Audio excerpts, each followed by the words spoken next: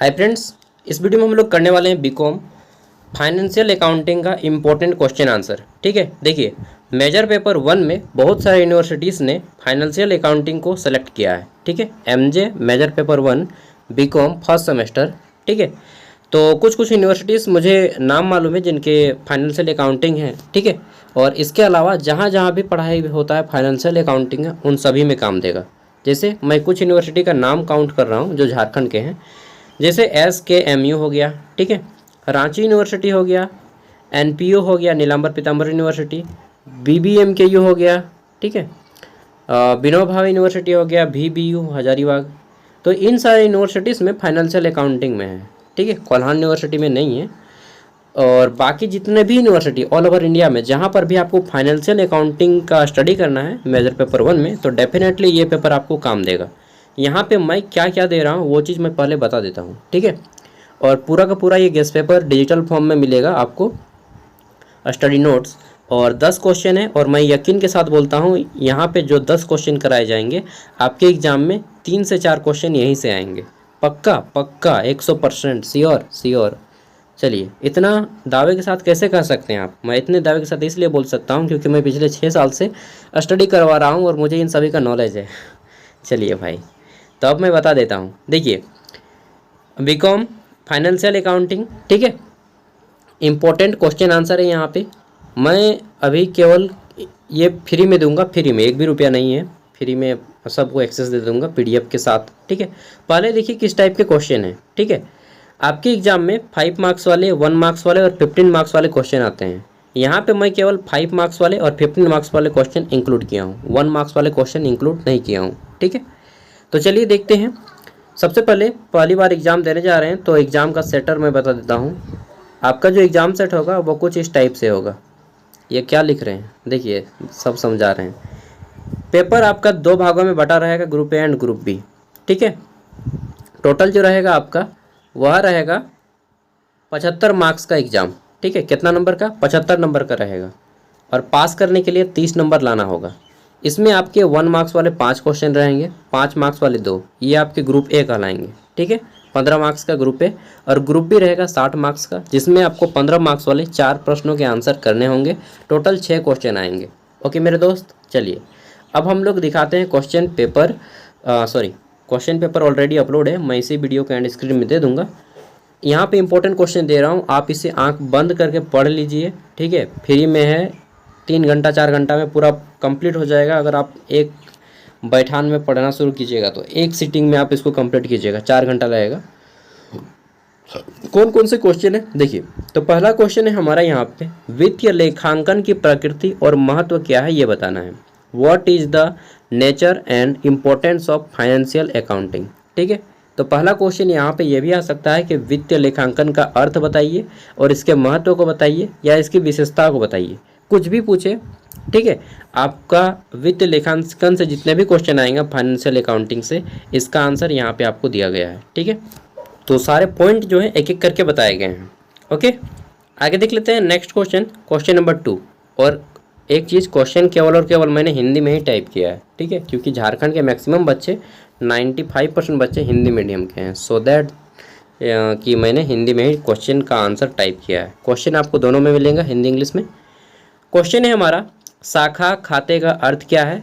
ठीक है, महत्व, लाभ एवं उद्देश्यों को बताइए। इंग्लिश में है कि what is the meaning of branch account, explain its importance, advantage and objectives. ठीक है, तो ब्रांच अकाउंटिंग से, खाता शाखा से जो भी क्वेश्चन आएगा आपको यहाँ पे आंसर मिलेगा। सबसे पहले मीनिंग बताया गया है, अर्थ क्या है इसका। ठीक है, देन इसका इम्पोर्टेंस बताया गया है, फिर इसका लाभ क्या होता है वो बताना है। ठीक है, सुधार क्या क्या करना होगा ये बताया गया है। वित्तीय योजनाओं के बारे में आपको थोड़ा सा जानकारी रखना है। ठीक है, फिर अकाउंटेबिलिटी यानी कि जवाबदेहिता क्या बनती है वो देखना है। उद्देश्य क्या है इसका, मेन गोल क्या है, पर्पज क्या है वो जान लेना है। ठीक है, फिर ट्रांसपेरेंसी के बारे में भी जानना है और आपका क्वेश्चन कंप्लीट हो जाएगा। देन आता है हमारा क्वेश्चन नंबर 3, जिसमें आपका शाखा लेखांकन की विभिन्न विधियां कौन सी हैं इसके बारे में बताया गया है। What are the different method of branch accounting. ठीक है, तो ब्रांच अकाउंटिंग के डिफरेंट मेथड कौन कौन से हैं वो इस क्वेश्चन में हमें बताया गया है। ठीक है, तो ब्रांच अकाउंटिंग की विभिन्न विधियाँ कौन सी हैं, या पूछ ले कि अलग अलग से तरीके कौन से हैं, ठीक है, या प्रकार कौन से हैं, सबका सेम आंसर होगा। सबसे पहले केंद्रीय विधि जानिएगा आप लोग, सेंट्रल मेथड। उसके बाद यहाँ पे विकेंद्रित विधि जानिएगा, ठीक है।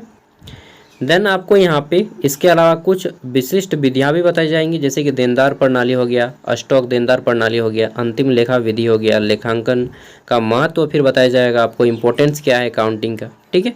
तो इस तरह से आपका क्वेश्चन नंबर 3 को सॉल्व किया गया है। देन आता है क्वेश्चन नंबर 4, जिसमें आपको पूछा गया है कि विभागीय लेखों से आप क्या समझते हैं और इसके उद्देश्य और लाभ क्या हैं, ठीक है। विभागीय लेखा उद्देश्य, तो what do you understand by department account, department account क्या होता है, सबसे पहले बात ये समझना है, ठीक है। इसका उद्देश्य क्या होता है, कितने प्रकार के होते हैं, सब कुछ यहाँ पे बताया जाएगा आपको। तो सबसे पहले डेफिनेशन, इसका क्या होता है, इसका उद्देश्य क्या है डिपार्टमेंटल अकाउंट का, ठीक है। फिर आपको निर्णय कैसे लेना है, वित्तीय प्रबंधन में सुधार कैसे करना है ये जानना है, कैपेसिटी बिल्डिंग कैसे करना है, स्किल कैसे लाना है, जवाबदेहिता कैसे लानी है, ट्रांसपेरेंसी कैसे लाना है, ठीक है। ये सारी चीज़ें आपको यहाँ पे बतानी है।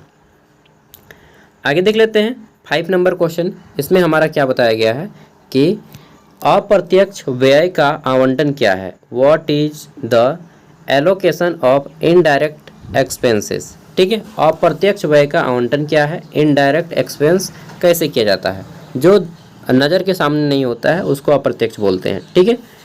तो अप्रत्यक्ष आवंटन क्या है, सबसे पहले डेफिनेशन है, फिर लागत नियंत्रण कैसे किया जाता है वो यहाँ पे बताया गया है, देन मूल्य निर्धारण कैसे किया जाता है वो बताया गया है। ज़्यादा मैंने इसको नहीं किया क्योंकि ये 5 मार्क्स का आएगा। और एक चीज़ मैं बता दूँ कि आपको कितने मार्क्स के क्वेश्चन आंसर कितने शब्दों में करना है। तो 1 मार्क्स वाले जितने भी क्वेश्चन आएंगे इसका आंसर आपको 5 को रहेगा। तो इसका आंसर एक शब्द, 1 वर्ड या फिर 1 सेंटेंस में देना है, इससे ज़्यादा नहीं लिखिएगा, एक लाइन से ज़्यादा नहीं लिखना है। क्यों? क्योंकि उससे ज़्यादा लिखिएगा तो फिर आपका क्या होगा मालूम है ना, टाइम कम पड़ जाएगा। ओके, तो एक शब्द 1 मार्क्स वाले क्वेश्चन का आंसर आपको एक शब्द या एक सेंटेंस में देना है। जितने भी आपके 5 मार्क्स वाले क्वेश्चन हैं इसका आंसर आप कितने वर्ड्स में कीजिएगा, इसका आंसर कीजिएगा 100 से 150 शब्दों के बीच में। ओके, 100 से 150 शब्दों के बीच में करना है 5 मार्क्स के क्वेश्चन का आंसर। और जितने भी 15 मार्क्स वाले क्वेश्चन आएंगे उसको सॉल्व करना है आपको कितने, तो बिटवीन 500 to 400 वर्ड्स में, ठीक है। और बाकी जितने मैथ आएंगे, मैथ का तो कोई कहना ही नहीं, उसमें वर्ड लिमिट नहीं है, जितना में बनेगा उतना में ही बनाना है, ठीक है। कम में तो कम में और ज़्यादा में तो ज़्यादा में, मैथ को छोड़ना है, ठीक है। मैथ में वर्ड लिमिट नहीं है, केवल लिखने वाले के लिए मैं बता रहा हूँ। अगला है रॉयल्टी का अर्थ क्या होता है, रॉयल्टी और किराए में क्या अंतर होता है ये बताना है, ठीक है। What is the meaning of royalty, what is the difference between royalty and rent. तो देखिए रॉयल्टी, सभी प्रकार की रॉयल्टी होती है, डिफरेंट टाइप्स ऑफ रॉयल्टी। तो यहाँ पे बताया गया है कि रॉयल्टी एक संपत्ति के उपयोग के बदले में संपत्ति के मालिक को दिया जाने वाला भुगतान है। जैसे आप अभी तो जो है ना बालू में भी बहुत ज़्यादा रॉयल्टी लगता है, तो बालू अगर नदी से उठा रहे हैं तो बालू के मालिक कौन है, नदी का मालिक सरकार है, गवर्नमेंट को आप दीजिएगा टैक्स, तो वो आपका रॉयल्टी हो गया, ठीक है। तो इस तरह से यहाँ पे बहुत प्रकार की रॉयल्टी जानिएगा कि रॉयल्टी वास्तव में क्या है, ठीक है। और फिर आपको यहाँ पे रॉयल्टी और किराया में अंतर बताया गया है, ठीक है। वर्किंग, शॉर्ट वर्किंग, फिर आपको सरप्लस जानना है, अधिशेष क्या है। और फिर यहाँ पे एक एग्जाम्पल दिया गया है, ठीक है, कि मान लीजिए कि एक खदान मालिक एक खदान पट्टे पर देता है, ठीक है, और पट्टेदार को प्रति टन 10 रुपये की रॉयल्टी और न्यूनतम किराया कितना, तो न्यूनतम किराया 1 लाख रुपये प्रति वर्ष देना होता है, ठीक है। तो यहाँ पे आपका केस 1 केस 2 करके सब बताया गया है, मामला 1 मामला 2, ठीक है। और लास्ट में आपको यहाँ पे कंक्लूजन बताया गया है। तो बहुत अच्छे से मैंने इसको बनाया है, ठीक है, फ्री में। मैं पैसा लूँगा, 10 रुपया लूँगा, अभी नहीं लूँगा, बाद में लूँगा। अगर आप हमारे साथ लंबे टाइम से रहिएगा तब जाके मैं 10 रुपया लूँगा, QR कोड दूँगा उसमें, ठीक है। अभी फ़िलहाल फ्री में पढ़िए। अगला है हमारा किराया खरीद प्रणाली क्या है और इसकी विशेषताएं क्या हैं। इंग्लिश में है कि what is higher purchase system and its feature, ठीक है। तो किराया प्रणाली क्या है, सबसे पहले ये जाननी है, इसकी विशेषताएं क्या हैं, कितने प्रकार की होती हैं, ये सारी चीज़ें यहाँ पे बताई गई, ठीक है। तो सबसे पहले तो इसका जान लीजिएगा अर्थ क्या है, मीनिंग, फिर इसका जानना है विशेषता, ठीक है। उसके बाद यहाँ पे जान लेना है कि यह महंगी वस्तुओं को खरीदने के लिए एक लोकप्रिय तरीका है, ठीक है। और किस्त भुगतान प्रणाली जानना है आपको। तो इंस्टॉलमेंट पेमेंट सिस्टम जो होता है आईपीएस, वो आपको जानना है, ठीक है। आईपीएस इंडियन पुलिस सर्विस नहीं रवाई, इंस्टॉलमेंट पेमेंट सिस्टम। उसके बाद विशेषताएं जाननी है, फिर अंतर क्या होता है वो जानना है, ठीक है, मुख्य अंतर मेन। फिर इसमें क्या क्या जोखिम है वो जानना है, फ्लेक्सिबिलिटी जान लेना है, लचीलापन, ठीक है। देखिए एक क्वेश्चन का आंसर में बहुत सारा आंसर छिपा हुआ है, ठीक है। 8 नंबर पे हमारा किराया खरीद प्रणाली और किस्त भुगतान प्रणाली में क्या अंतर है। What is the difference between hire purchase system and installment payment system, ठीक है। तो यहाँ पे बताना है कि किराया खरीद प्रणाली और इनमें क्या अंतर है। और देखिए यहाँ पे मैंने तो अच्छे से सेट नहीं कर पाया है, अगर आप संभव हो तो इस तरह से लिख दीजिएगा, एक तरफ किराया खरीद प्रणाली, ठीक है, यानी कि हायर परचेज सिस्टम, और एक साइड में लिखिएगा आप installment purchase system, sorry payment system, और बीच में लाइन खींच के पॉइंट वाइज दीजिएगा, 1 2 3 4 करके कीजिएगा। यहाँ पे मैंने वैसा नहीं किया है, आप लोग पढ़ लीजिएगा और खुद से लिखिएगा। और एग्ज़ाम में सबसे पहले लिखा रहता है पेज के ऊपर में कि परीक्षार्थी यथासंभव अपने ही शब्दों में उत्तर दें, ठीक है। तो बोला जाता है ना कि candidate are give their answer in their own words as far as practicable, तो आपको वही चीज़ फॉलो करना है, ठीक है। चलिए 9 नंबर जो हमारा क्वेश्चन है, यह थोड़ा सा आपका लिखना है और इसमें याद करना पड़ेगा थोड़ा सा रूल्स वगैरह, ठीक है, कि वित्तीय लेखांकन सिद्धांत, लेखांकन मानक IFRS और AS के अकॉर्डिंग क्या होता है, ये आपको शॉर्ट में आंसर करना है, ठीक है। तो यहाँ पे देखिए ब्रीफ आंसर बताया गया है कि वित्तीय लेखांकन सिद्धांत, लेखांकन मानक IFRS और AS दोनों ही वित्तीय रिपोर्ट के लिए महत्वपूर्ण है, ठीक है। IFRS जो है आपका इंटरनेशनल, ठीक है, फाइनेंशियल रिपोर्ट स्टैंडर्ड है, इसका फुल फॉर्म, ठीक है, इंटरनेशनल फाइनेंशियल रिपोर्ट स्टैंडर्ड, और स्टैंडर्ड को हिंदी में मानक बोलते हैं, ठीक है। और फिर आपको इंडियन एस जानना है, इंडियन अकाउंटिंग स्टैंडर्ड, ठीक है। तो ये 2 चीज़ आपको जान लीजिए, और ये आपको जो है इंटरव्यू वगैरह में भी पूछा जाता है कभी कभी, तो इसको आपको अच्छे से पढ़ना है। देखिए इतना डिजाइन से लिखा गया है यार। चलिए और फिर कंक्लूजन है, हमारा अंतिम क्वेश्चन है क्वेश्चन नंबर 10। इसमें क्या पूछा गया है, बैलेंस शीट क्या है, व्हाट इज बैलेंस शीट, ठीक है, और यह कैसे तैयार किया जाता है, ये चीज़ जानना है कि बैलेंस शीट क्या होता है और इसको कैसे तैयार किया जाता है। छोटा सा क्वेश्चन है और इसका आंसर थोड़ा सा बड़ा है। फिर आपको यहाँ पे कुछ और चीज़ें भी बताई गई हैं, जैसे कि व्यय खाता क्या होता है, बैलेंस शीट क्या होता है, और विथ एग्जाम्पल, ठीक है, एक एग्जाम्पल के थ्रू समझाया गया है। जैसे मान लीजिए कि एक कंपनी 2024 में या 2025 में, ठीक है, जब भी 2026 में 1 लाख रुपये का राजस्व अर्जित करती है और उस पर जो है 80,000 रुपये खर्च करती है। इसका व्यय खाता, ठीक है, या आय विवरण, यह दिखाइएगा कि कंपनी को कितना 20,000 रुपये लाभ हुआ, ठीक है। और यहाँ पे 1 lakh minus 80,000 is equal to 20,000 किया गया है, ठीक है। तो यहाँ पे आपको करके दिखाया गया है, आपको इसी टाइप से क्वेश्चन आएंगे। बाकी मैथ के जितने भी क्वेश्चन हैं आप खुद से भी सॉल्व करें, और ये पेपर आप 3-4 घंटा पढ़िए, ख़त्म हो जाएगा।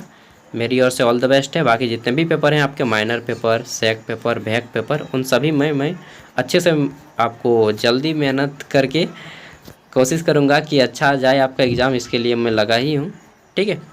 और इसका PDF हमारे वीडियो का डिस्क्रिप्शन में फ्री में डाउनलोड कर सकते हैं, तो वीडियो का डिस्क्रिप्शन से इसको डाउनलोड करके पढ़ लीजिए फ्री में। और जितने भी दोस्त हैं उन तक इस वीडियो को शेयर कीजिए, गेस्ट पेपर का PDF भी शेयर कीजिए। मेन चीज़ मेरा उद्देश्य है कि आप लोग पढ़ें यार अच्छे से, ठीक है।